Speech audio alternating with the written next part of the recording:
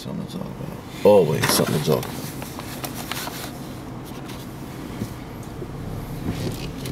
I want to talk about that community benefit agreement. That's my biggest baby. CBA? The CBA.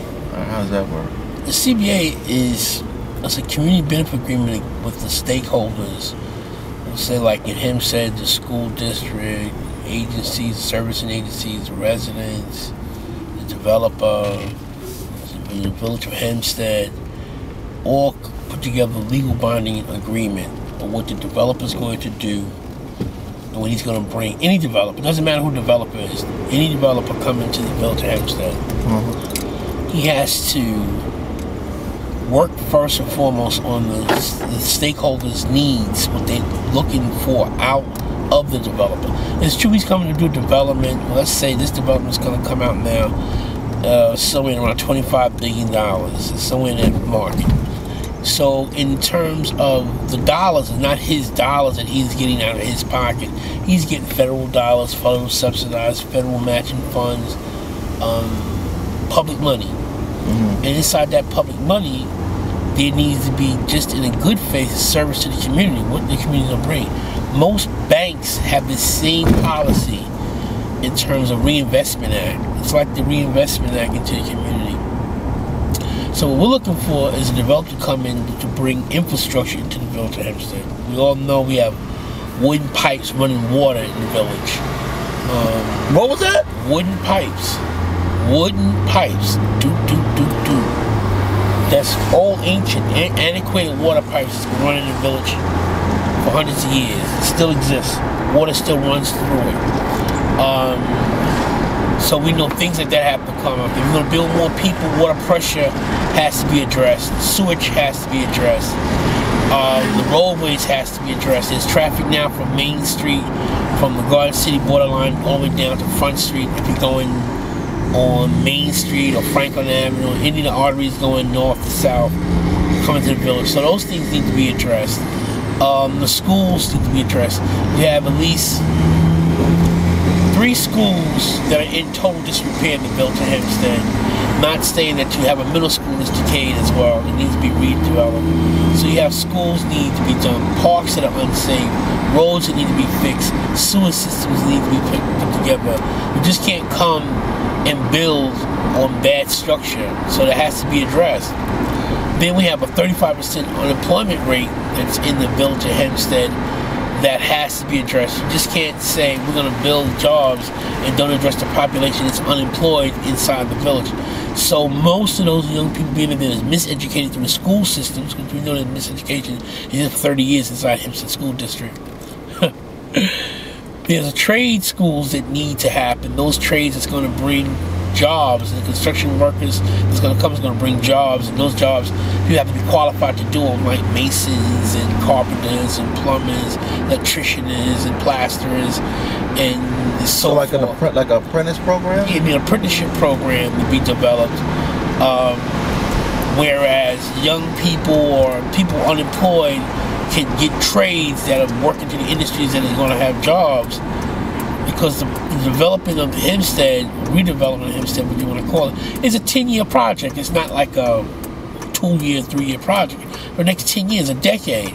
So we need an apprenticeship program that's going to be credible, to be union tied in, that the young people can get jobs inside unions that'll be long term. Those need to happen. And then, you know, housing is a major issue in the village of Hempstead. So housing needs to be addressed.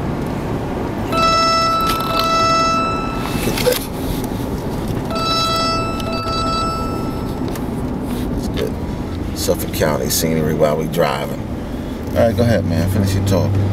So my biggest concern is the housing, because housing is very key. The idea is an old idea. You build a house on top of retail stores. So it's an old idea, it's not a new idea. But the question is, what's the population going to change the structure of the village?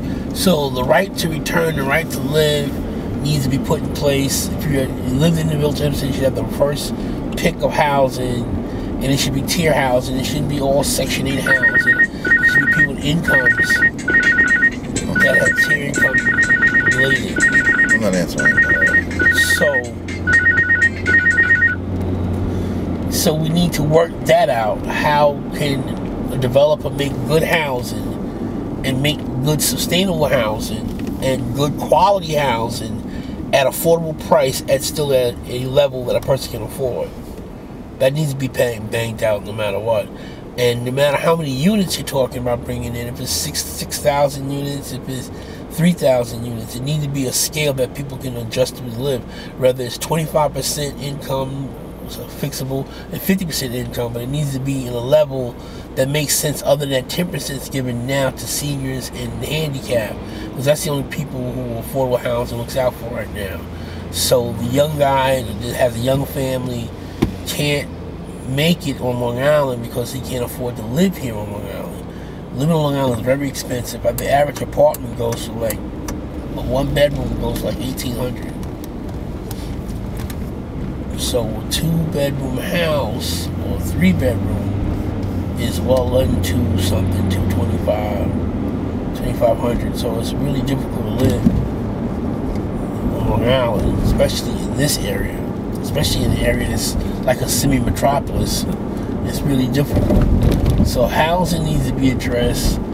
The infrastructure needs to be addressed. The workability needs to be addressed. The merchants need to be able to come back into the village of Hempstead if they go out. And also minority contractors. Contracting need to happen. The developer now has already seen contracts have already been given out to bid. And he hasn't even solid his deal with the village. So that means before he even went into the village proposal, he'd already found contractors to do the work. That's another way we screwed. We're not getting our fair share dollar coming into the region. And you know, community benefit groups is not a new thing, it's an old thing. The Staples Center in Los Angeles was built on the CBA. Atlantic Yards, the new stadium coming up with a CBA. The CBA is what's the move. If you come into anybody's neighborhood, you have to give back. You know, and just how much to give back is the question.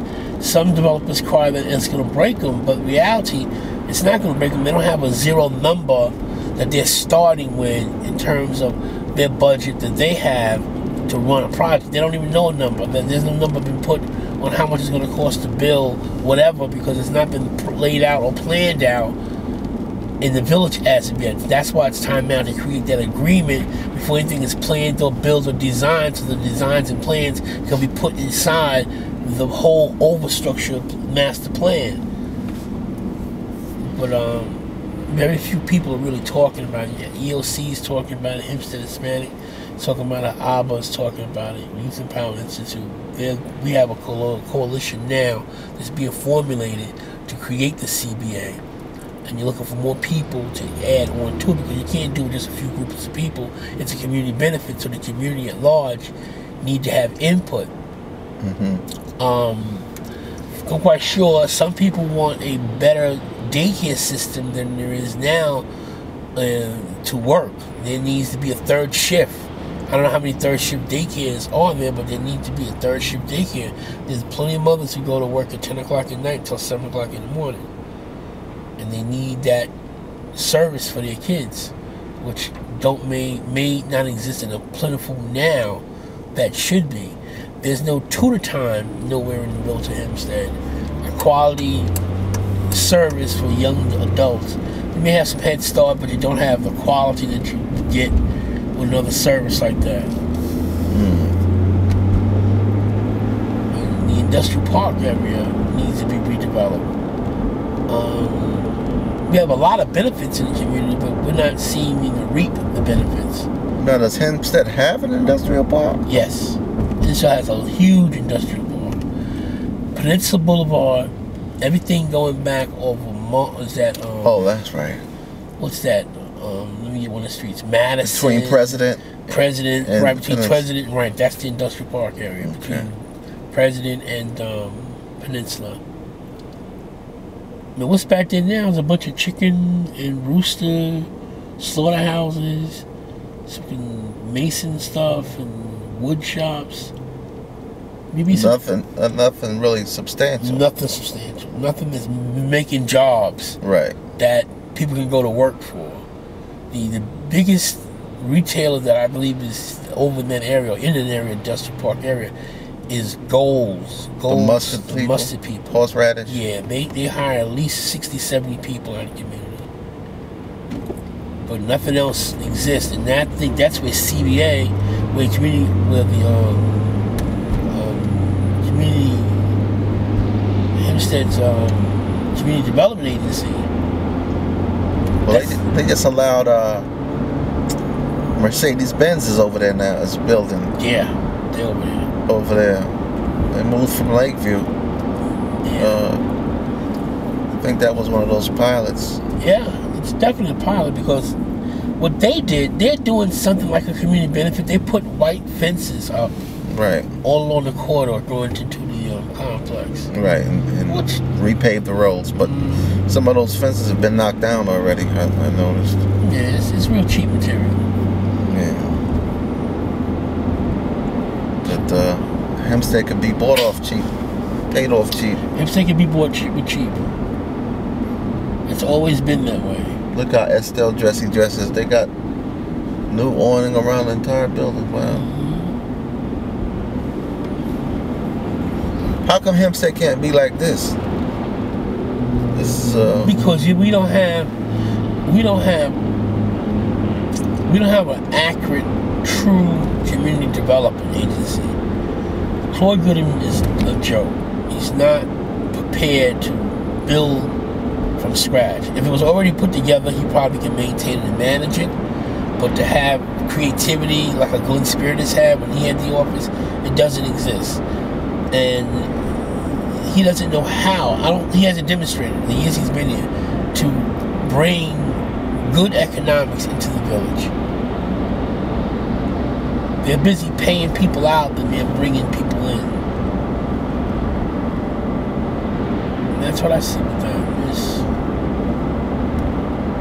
A CDA that's not working as a CDA. So, what does CDA mean? Community Development Agency. It's really a community disaster.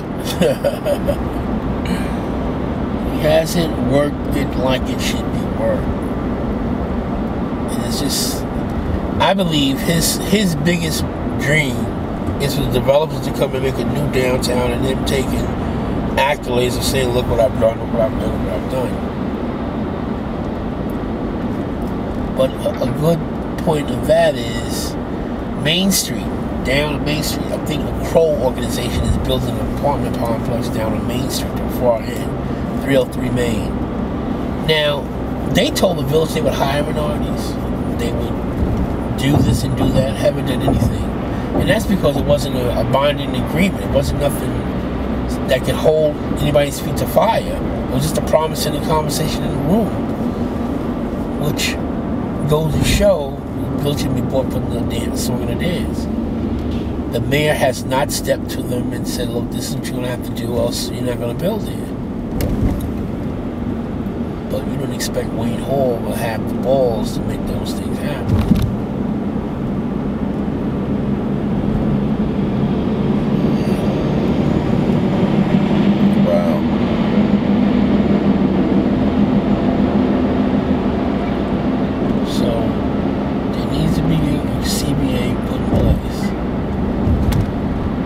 And some people may say it's going to run people away, it's going to scare them. But that's the chances you have to take. You have to know that your property is prime real estate and that it's valued net worth. And you understand that there's plenty of developers want to come. There's plenty of people with their purse open want to come. Because, trust me, they're going to make a profit out of this. Right. So they're willing to come. It's not like you scare somebody away and nobody else will return.